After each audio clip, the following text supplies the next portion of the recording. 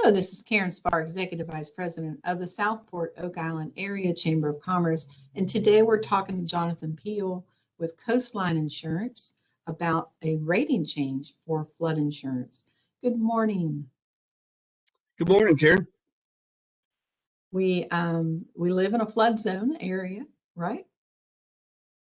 Well, that is true. I think we have to deal with flooding issues every hurricane season. I think that brings an additional threat to this area. Also, the area we live in is pretty flat, so even heavy downpours can cause some flooding in local areas. So flooding is definitely something we all have to deal with here. That's right. And so a lot of new residents, especially for our real estate agents, they have to do a lot of education on how insurance works in North Carolina because it's all different in all kinds of states, and a lot of people that move here are not aware of flood insurance. And so I think today you're going to do a presentation on the flood insurance and the rate change. So I'm going to hand it over to you. Thank you, Jonathan. Okay, very good. Well, my number one goal today is to make sure I don't put anybody to sleep. I also want to try to keep this short because insurance is not the most exciting topic, but I do think it's a topic that we all need to at least be a little bit knowledgeable of. I'd like to say that if there is any real estate agent out there that would like me to do an in-depth presentation at a sales meeting, I'll be glad to do that as well, because with like any other insurance product, there are a lot of technical issues, but I'm going to try to really keep it as simple as I can for everybody. And like I said, hopefully no one falls asleep while watching this. That's my number one goal. So the big thing within the flood insurance program, a lot of people probably don't know this, but the federal government actually controls the flood insurance program. They started the National Flood Insurance Program back in the late 60s. It took effect in the early 70s. And really the problems that we were having as a whole in the country was that no insurance company wanted to insure property that was in a high risk flood zone. These properties had a tendency of flooding, and what may surprise some of our viewers is that the flood insurance program actually originated because of flooding along the Mississippi River. As the population has shifted and people are moving to the coast, I think that flood insurance is a very hot topic here in coastal North Carolina. In fact, I talked to a lot of people that are moving here from other parts of the country, and they've never had anyone explain flood insurance to them or what it covers. So it is a topic that I think homeowners need to be aware of, and also real estate agents. I think really if they have a little bit of knowledge of the flood program and what's going on, I think it'll help them with their clients. All right, so let's go into it. The new rating program is named Risk Rating 2.0, and basically this is the first rating change that FEMA has done in about 50 years. The rating change took effect on October the 1st of this year for new policy holders. If you're an existing policyholder and you have an existing flood insurance policy with the National Flood Insurance Program, they're going to start the rating change on your renewals starting April 1st. So every policyholder that comes up for renewal after April 1st will see a new rate. Basically what the Risk Rating 2.0 will do, it's catching up with technology, if you will. They're going to use some new technology that basically has measured elevations in an area. It used to be that we would send out a land surveyor to measure several different points in a community, and that would give the flood insurance program an idea of what elevations were, and that would help them try to predict or model where flooding would be likely. Well, now some of this new technology is really cool. They'll actually put sonar equipment on the bottom of an airplane, fly it over an area, and they'll get thousands of data points back. So the new technology really gives the flood insurance program a lot more data. And the whole goal of this is to make sure that premiums are kind of equal based on the risk of flooding. And they also want to make the program stable. If you'll see at the bottom of the slide, over the last 50 years, FEMA, or the National Flood Insurance Program, they've collected $60 billion in premiums. Unfortunately, they have spent $96 billion on costs and claims. And like any household, if you spend more than you take in, you're going to be broke. So FEMA is in debt by, at last count, I believe it was over $20 billion that they owe the federal government. And so they really are trying to revamp this program so it is more sustainable and doesn't run out of money. And we'll see what happens with their debt. My guess is that the Treasury will have to forgive some of this debt. So what are the premium impacts going to be with the new rating system? Well, this chart FEMA puts out, and this is really what homeowners and policyholders can expect the first year. If you'll see, 23% of policyholders are going to see an immediate decrease in flood insurance premium, which FEMA is estimating it'll be about $86 a month. And then the vast majority of policyholders, 66%, are going to see either no increase at all or maybe $10 a month in an increase. And then we get into the higher risk and poorly built homes, if you will. We're going to see roughly about 11% of policyholders see an increase. The good thing is that people that do see an increase, there is a cap on how much the flood insurance premium can increase annually. That cannot exceed 18% of your premium. So that means that if you currently are paying $500 for your flood insurance, and when they re-rate it based on risk rating 2.0, and the premium should be $1,200, you're not going to go from $500 to $1,200. The most they can increase is 18%. However, it will eventually get up to the $1,200 over time. So they are going to get it to the actual rate eventually.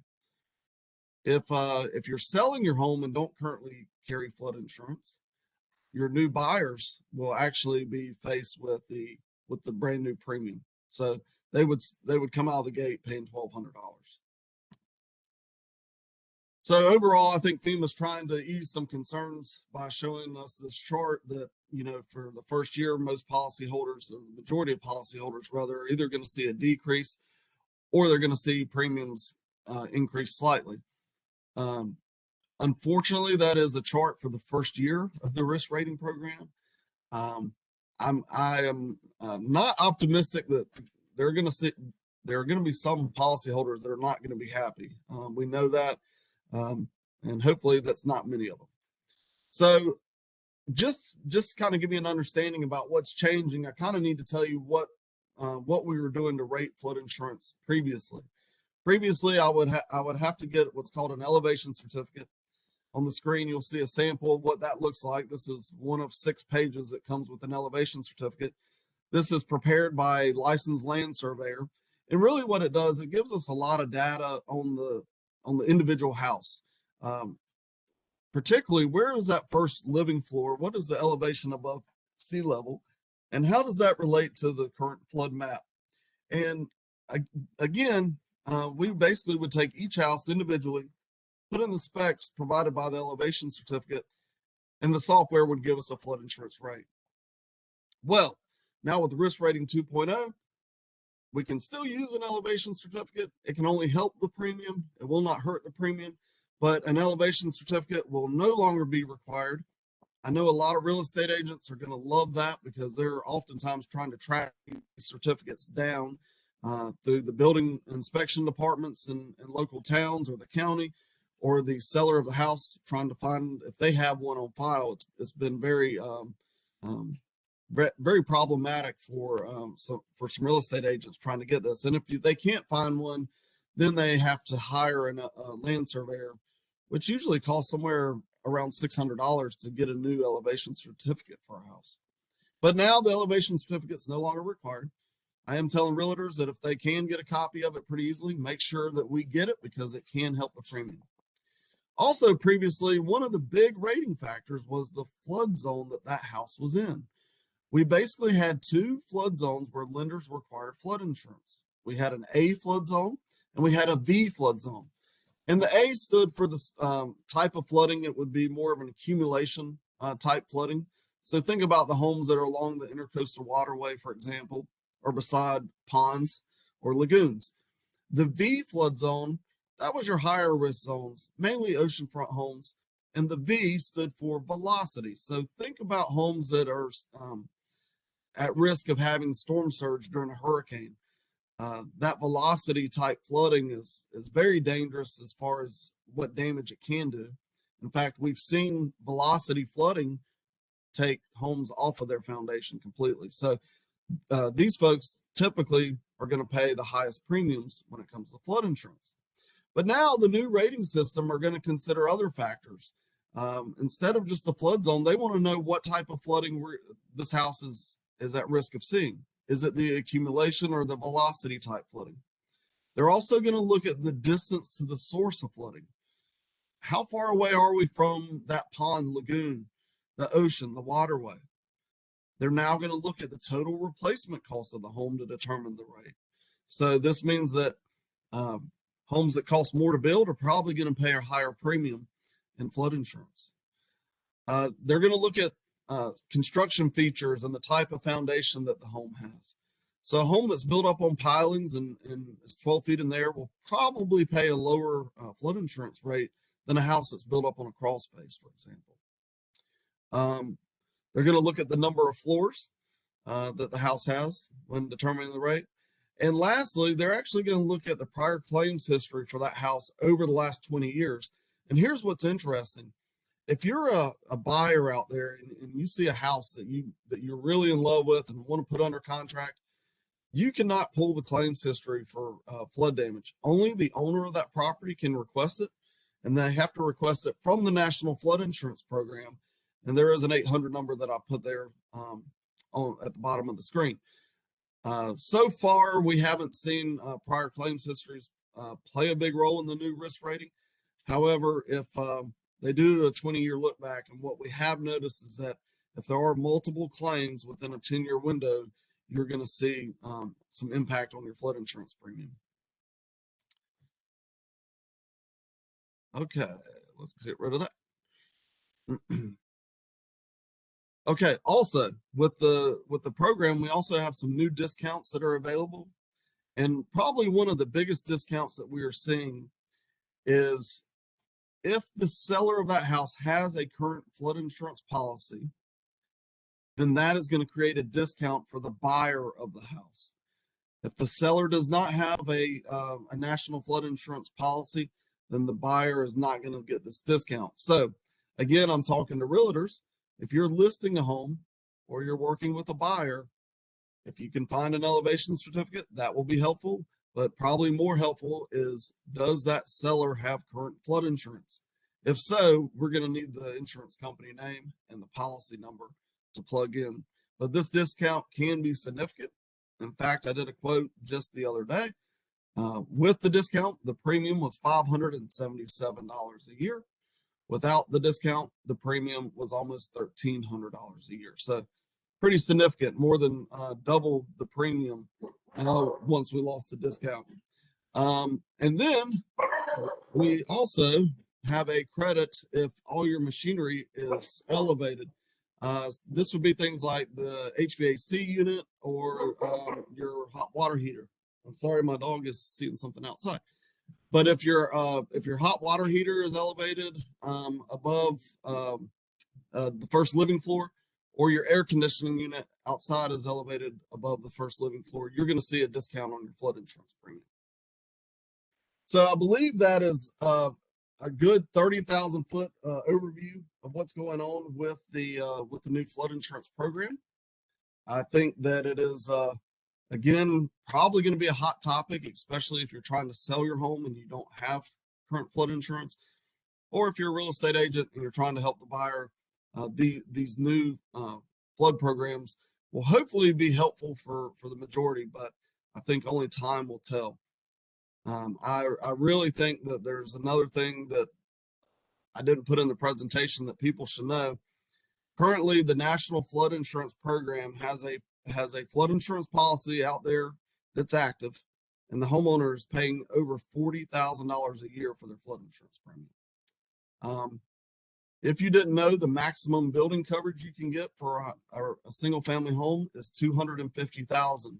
So can you imagine having a flood insurance policy that will pay out $250,000 in total benefits, but you're paying $40,000 a year in premium? It just really doesn't make sense. With the new flood risk rating, the maximum premium is now capped at just over $12,000. So we are going to see a lot of homeowners that are paying over $12,000 right now in premium. They're going to see a massive decrease. Where I think the program is going is I think that some of the homeowners that are in lower risk flood zones, I think they're actually at more risk of seeing a premium increase. Like I said, they're trying to make the premiums more equal across the board, but we'll see. Only time will tell. So again, if you have any further questions, you can contact me. My email is jonathan@coastlineinsurance.com. And again, if you are a real estate agent and want more in-depth information on this, I'll be glad to set up a presentation for your group, or we can even do a one-on-one meeting. And hopefully everyone's still awake and found some of this to be very helpful. Jonathan, we appreciate you sharing this news with us, because it does impact a lot of people in our area, and the insurance agents are front line on this major change, and we appreciate you sharing that information with us. We encourage you to, if you do have questions, reach out to Jonathan, reach out to your own insurance agents that you have currently, and get the information directly from them, and maybe you can save some money. Maybe it'll cost you a little money, but it's something that we all deal with here at the coast, and it's just one of those things that you just kind of have to deal with if you're wanting to live in this beautiful area. Yes, the price you pay to live in paradise is what we always say. That's right. That's it. Well, we again appreciate this very much, and hope you found this information helpful. If there's other topics that you would like us to find experts in the field on and cover, let us know, and we will do so and post another informational video. Again, Jonathan, thank you very much, Coastline Insurance, for coming out this morning and sharing this information with us.